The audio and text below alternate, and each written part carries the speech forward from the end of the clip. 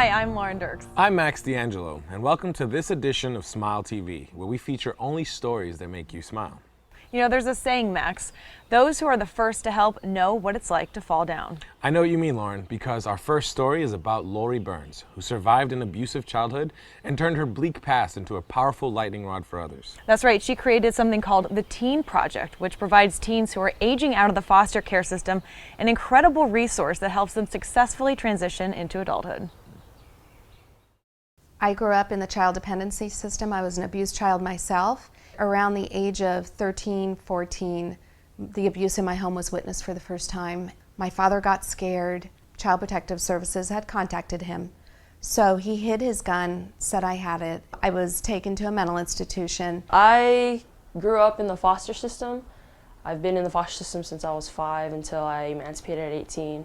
And when I emancipated, I lived on my own. And at some point in my life, at around 19 or 20, I found that I had exhausted all my resources and had nowhere to go. And so I was kind of in a rut.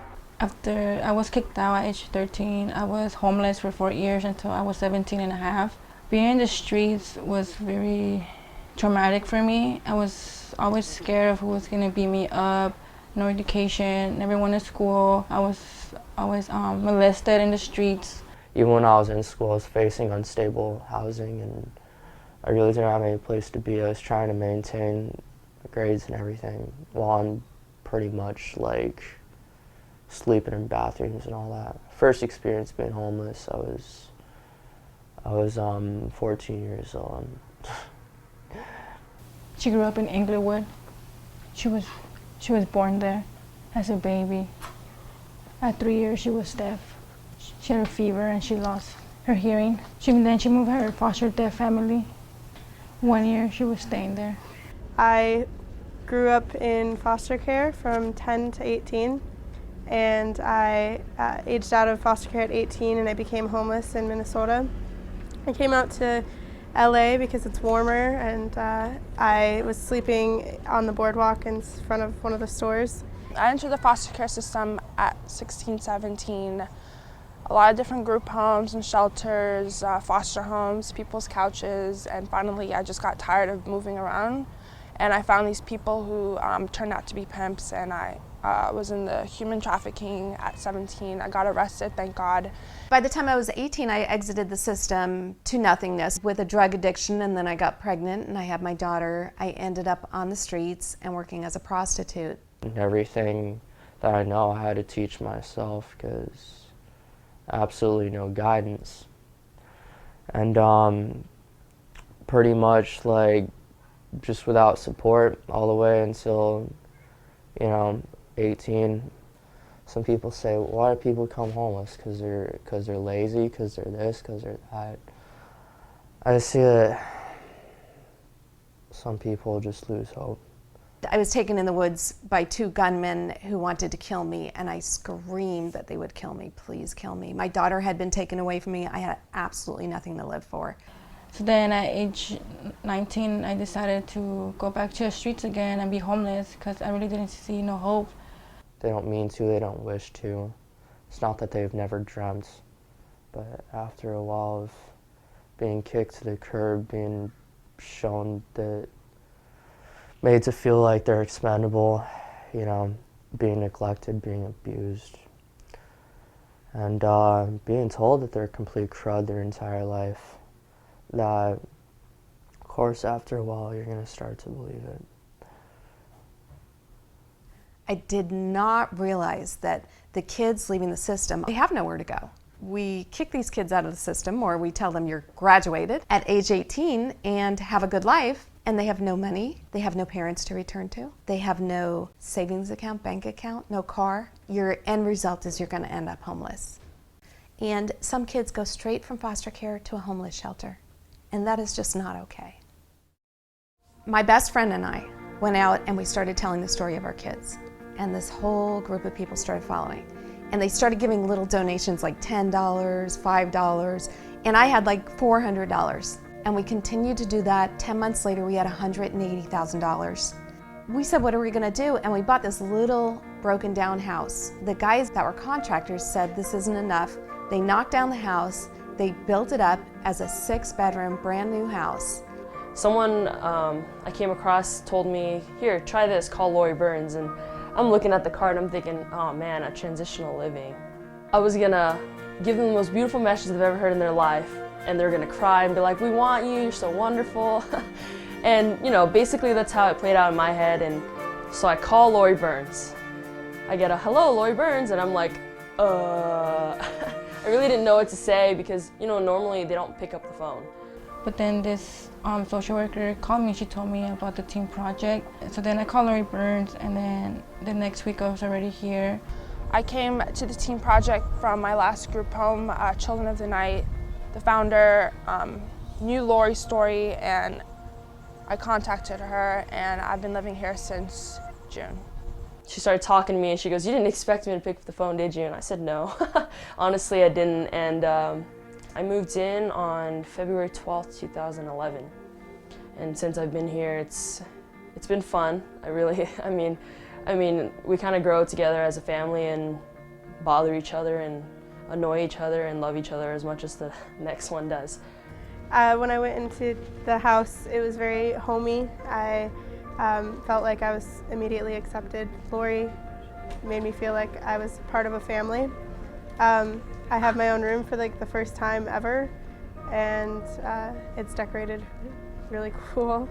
I believe that where a kid lives is a direct reflection on who they are, and I wanted them to feel something different this time. And the difference I want them to feel is they are worth it, and we give them every opportunity to create their dreams. What do you want to be?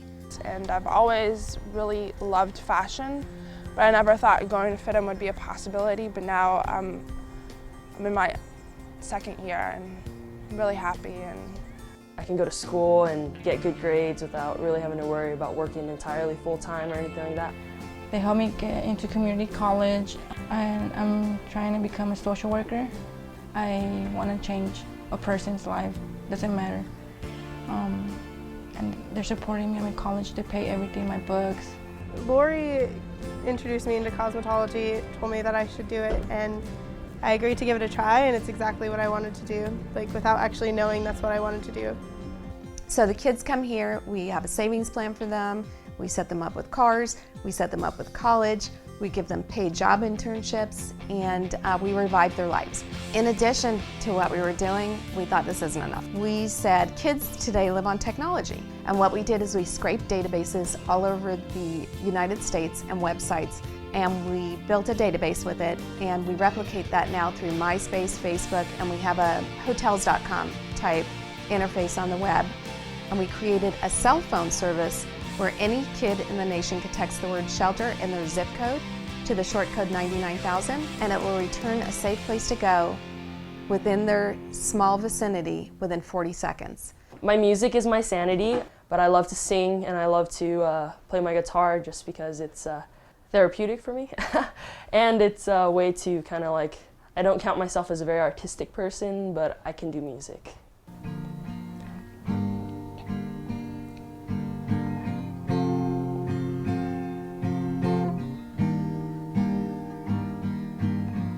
But then I went and I looked at the kids in LA that were homeless, dreads in their hair, wounds on their feet. I mean, it's catastrophic to see a kid that's between 18 and 24 that's in such a bad shape.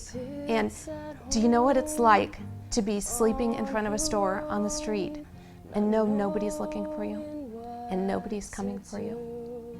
Could you imagine how that feels at the age of 19? So I was like, okay, we need to do this. And within a very short period of time, a couple of days, someone handed me a check for $20,000. And then a couple of days later, somebody else that I was meeting with about a business meeting about something completely different asked what I was doing. I told him, and he said, I'm going to give you $5,000. And he started to write the check, and then he ripped it up, and he said, no, I'm going to give you $20,000. So I had $40,000, and I met a man in LA that had a building that he wanted to do something special with. I figured, in order to move into this building, I need $100,000. I started trying to save, and I couldn't do it. So I came to him to tell him, you know, I've still only got the original $40,000 and I can't do it. And he handed me the keys, and he said, Lori, build it and they will come. And I move into this big 1,500 square foot place off of Venice Beach, right off of the sand, and I don't know how to decorate, and it's just like a big white tissue box. And so I start emailing designers saying, can you help me? I don't have much money. It is over the top. And they built in a full kitchen, a TV room, a therapy room, a computer room. I mean, it is amazing. Today we've got 400 volunteers between Orange County and LA. And I'm mentoring people in 22 other states right now to do what we do here. And I'm just inspired by the people that are following us and the people that are helping us. I feel like a family in this home. Nobody judges me. They give me a chance. And I mean, I just like having my own place. I feel more stable than I used to feel. I have 2 tattoos. I have this one, it's Carpe Diem. It means seize the day, and for me it's basically a sign of, you know, taking the next step. Because a lot of the times, like growing up the way I did, people have difficulties, you know, moving forward. I have another one on my leg. It's a shield with a cross, and it has a ribbon across that says Veni Vidi Vici, which means I came, I saw, and I conquered. And you know, I came into this world, I saw all those bad things, and I conquered it, I came over it, and so. She's working with the deaf people, deaf community. Okay, she works at cooking food, and she gives it out. She doesn't know what to do right now. She's planning to go to Saddleback College.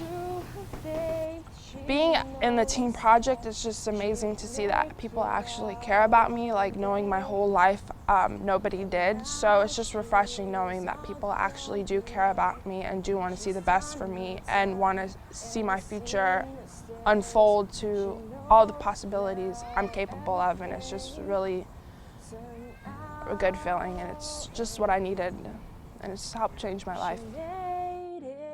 I didn't have hope before because I didn't have a family, I didn't have stability, and I didn't have somebody that was looking out for my best interests.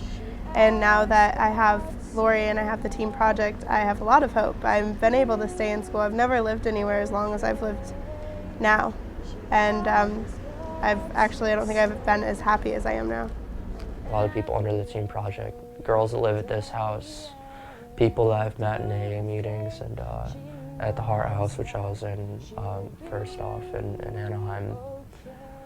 And I don't know, there's a sincerity that it's refreshing. And I don't know, we don't always see it, but it's always nice when it's there. We have awoken the community that something needs to be done here. And I'm just inspired by all the people that care about our kids that have followed us. They help me a lot out here, and that's why I like being where I'm at. That's it. On every lonely day, and through her faith she knows now she'll make it out one day, because she asked God to help her. Wow, what an amazing story of triumph over tragic events. Yes, that's right. And Lori also actually has a book that she's written. It's called Punished for Purpose, which can be bought at theteamproject.com. Next, SmileTV followed Lauren Junker, who takes trash and turns it into recycled treasures. That is one ironic last name she has. Yeah, and Lauren Junker enjoys dumpster diving, trash hunting, and landfill salvaging. She is the face behind Totally Tubular, which is totally green, totally unique, and totally made out of bicycle inner tubes.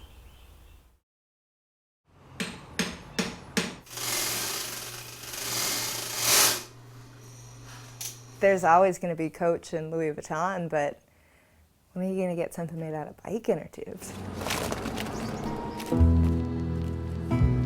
I do really like foraging. I think just looking at a pile of trash, I mean, somebody was perfectly content to throw away, don't need this anymore, and then I'm taking it away and then turning it into something completely useful again. If I didn't have the personality that I have, I don't think that it would work. The product is me, and so it all kind of goes together. If I was just like, doo-doo-doo, buy my bag, you probably wouldn't. But it's like, woo! Inner tubes! Trash! It's awesome! You know, I mean, gotta kind of talk it up. I saw a woman who had a purse made out of a truck inner tube. It was just a big piece of rubber folded in half. And I thought, oh, I could make something much cooler than that. So I did.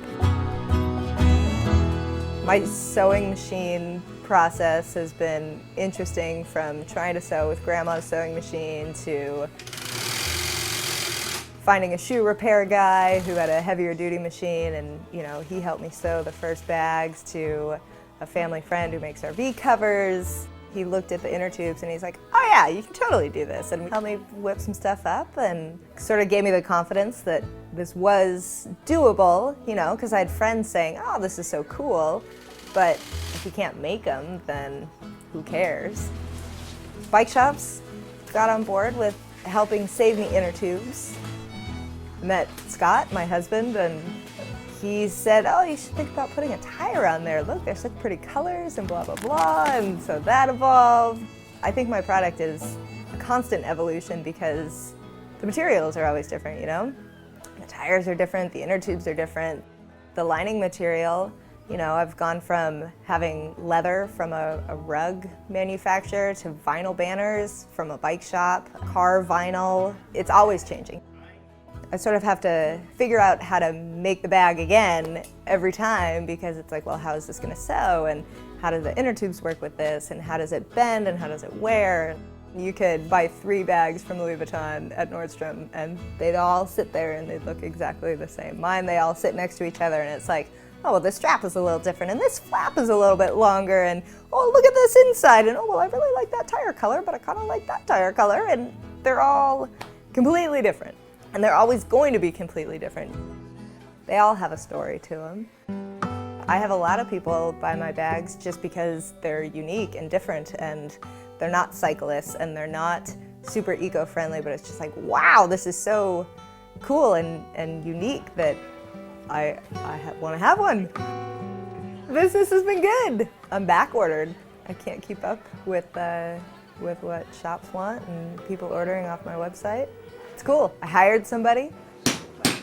A year ago, I was cold calling shops, and now I had a new shop every week calling me or emailing me like, hey, I just found out about you. I'm opening a shop. I'd love to carry your stuff. Or I have the shop. I'd love to carry your stuff. People are aware of what's in their surroundings, and they want to support the little guy, and they want to support local. In 5 years, I'd love to have a second sewing machine. I'd love to have new products. Just being more exposed, being more out there. Why do I do it? I don't know. I feel compelled to be aware of the earth and what we do to it as a society. And while I don't think that me salvaging 1,000 inner tubes from a landfill every year is gonna make it or break it, I just feel like it makes people aware, like, okay, there's things that you can do with discards besides just chucking them in a trash can, and makes me happy. I went to school to be a teacher, not own a business, and I've learned so much and I've grown so much from doing this and taking jumps and not being really sure where it was going to go, but just going for it. I think it's made me more confident as a person. Sometimes I feel completely stressed out by my day because I have 8 different things that I need to do, and people are relying on me to bring product to them or ship product to a shop, or someone's bought something from the website and oh shit, I don't have it made yet. There's definitely times where it would be so much easier to just have a job and just go to the job and let somebody else write a paycheck and be done with it, But all in all, I don't think it would be nearly as satisfying. Creativity and recycling at the same time. Yeah, and it's a product that is unique and environmentally friendly. Yep.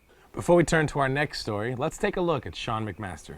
Sean is a professional magician that visited us here at SmileTV to charm us with his skills. Okay, Chris, I have some rubber bands here. I'd like you to there's a bunch of them there. Take 2 out. Any 2 you like. The 2 you choose will be the 2 that we use for this, so make it a good choice. That one there, and that one. Okay, examine those closely. I'll get rid of these. Check them out. Make sure they also do not open up or pull apart or do anything like that. No secret latches or glue or hinges or anything like that, right? Okay? All right. Now, I'm assuming, this goes for all of you, I'm assuming that you've all seen a magician at some point in your life. And if you've only seen one magician ever, you've probably been introduced to the trick with the two big metal rings, where they take the two metal rings, they put them together, and they go through each other. This is the same kind of thing. Cheaper version, Chris, but same basic concept, right?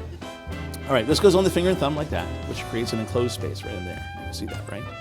This one also goes on the finger and thumb, but it goes in that enclosed space, so they're actually stuck behind each other. You guys can see that, right? Chris, you can see that. You examine them. You know they don't open up and pull apart. Michelle, I can't pull them apart, right? And you can see hooked in the middle. You can see that. No optical illusion there. Can't go around, right? But if I rub just like this, watch them melt one strand at a time, just like that. Right? Okay, Michelle, would you extend your index fingers like this? Good. And make hooks out of them. A little bit higher. Good. Hold on to this rubber band, just like that. Good. Up to now, I've had control of both rubber bands, right? And all the while, you people have suspected chicanery. But you are now in control of one. Control is the key word. Do not let go, because in a moment, I'm going to pull to prove a point. That's when you need to exercise as much control as possible, because if I pull and you let go, you're going to nail somebody. Don't let that happen. Can't come through the center, right? Can't go around the fingers, can I? No. But if I rub just like this, watch it melt. One strand at a time. Okay, for this next thing, I need to borrow a bill. Chris, do you have a bill I can borrow, like a 1 and 5? Okay, what do you have? Oh, that's perfect. We'll take that. Good, perfect. All right, excellent. So now, this next thing I'm going to show you is not really a magic trick. It's more of an exhibition of skill here. Are you familiar with origami? Okay, yes, right, the Japanese art of paper folding, the ability to take a strip of paper and through a series of folds turn it into something else. I'm going to do the same thing here using your $100 bill, okay? Again, nothing in the hands, just a $100 bill here, just like this. Now, it takes very precise folds in order for it to work properly. And the neat thing about origami is that during the entire process, the paper never really leaves your sight. It hasn't left your sight, has it, Chris? Okay, it's not going to now. Watch, if I fold like this, and like this is the fold that does it. Take a look, Chris. Now it looks like a $1 bill, right? Take a look at it. Examine it on both sides. Check it out. Make sure now. It looks like a 1, Chris, but it's really still your $100 bill.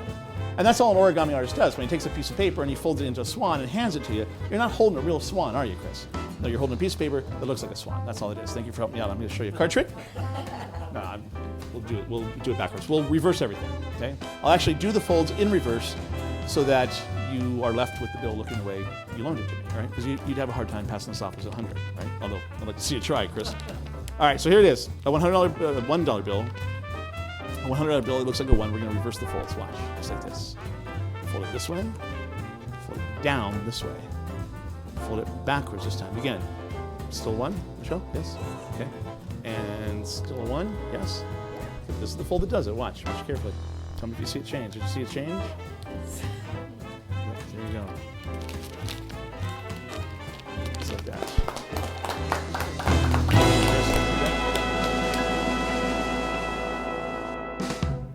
How do you do that? I'm pretty sure that that's the secret, Max, but if you want more information about Sean, just visit him at conjuredupcreations.com.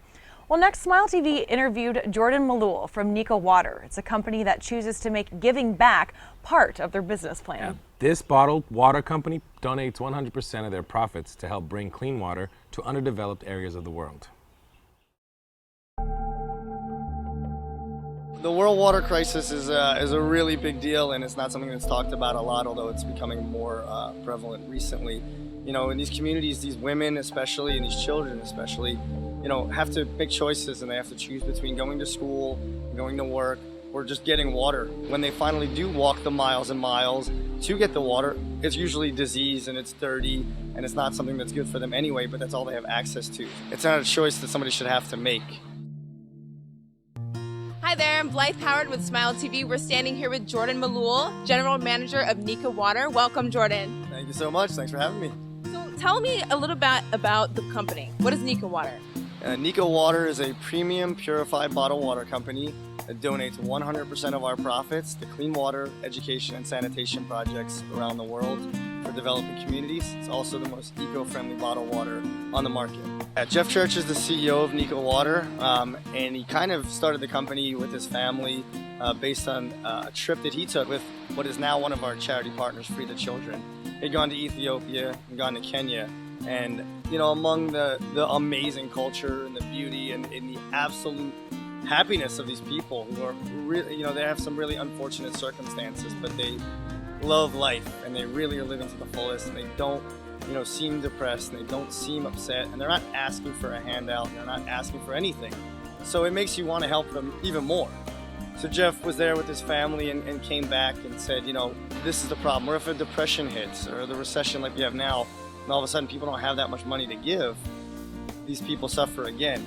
So if we could change that model, and instead of asking for people to make donations, we say, we're just going to sell you a product. We turn around, give those profits to our charity partners, and we bring a clean water well or running water to a house or to a school or to a community center, and really alleviate the hard work and the dirty water at the same time, and allow them to, you know, choose to do other things with their time rather than spend it getting water. For every 4 cases of Nika that we sell, we plant a tree, and that tree takes in the same amount of carbon dioxide for production, and the lifespan of those bottles have let off. So we're staying balanced that way. So our bottles are literally made from other bottles. There's no new oils, new resins, or new resources being depleted. But for every bottle that we create, we're guaranteeing that one bottle that's similar to it is taken out of the environment. I understand that this is a for-profit organization. How does this business model work?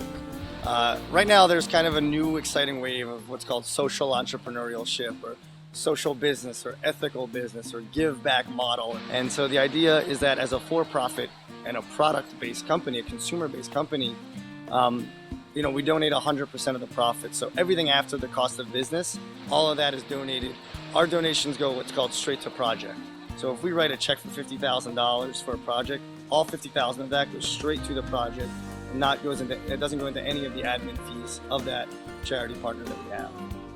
Our charity partners that we work with are Free the Children, Millennium Promise, Project Concern International, and now World Vision. And they're the ones that are on the ground every day.